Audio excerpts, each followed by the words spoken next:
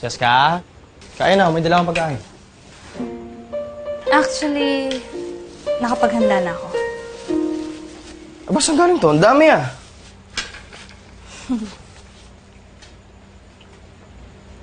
Yung kwintas mo nasan? Cheska, huwag mo sabihin. O, Nat, maliit na bagay lang to compared sa pagpapatuloy niyo sa akin dito sa bahay niyo. Cheska? Hindi ka na! Kumain ka na!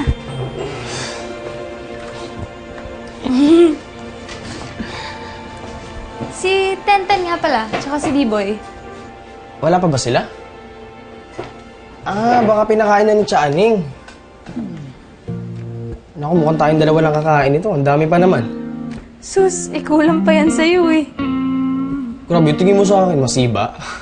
Medyo. Ay, grabe siya. Inuhusgahan mo ako. Sige na, kain na. Oh, Granat? patay na. Putulan na naman kami ng kuryente ah.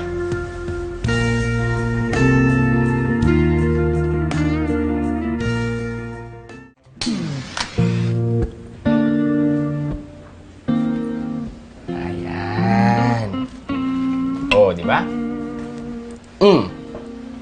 Dinner by candlelight. Romantic, no? Ganito lang, isipin mo na lang, nagde-date tayo. Aba, ba't ka tumatawa? Kasi naman, as if naman sasama ako makipag-date sa'yo. Ah, bakit hindi? Oh, gwapo naman ako. Matipuno.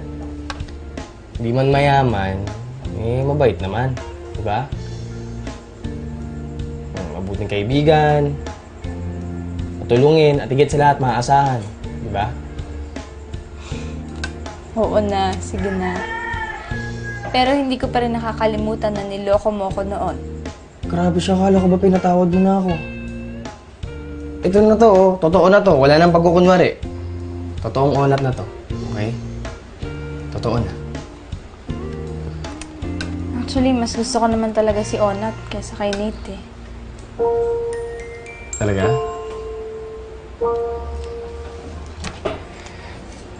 Alam mo,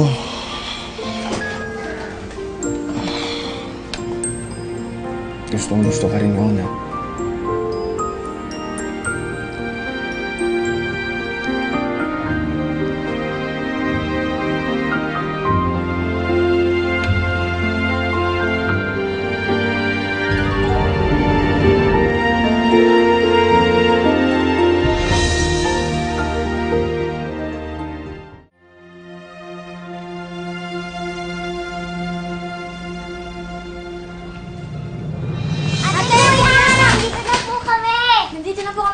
Aba, buti naman, umuwi kayo.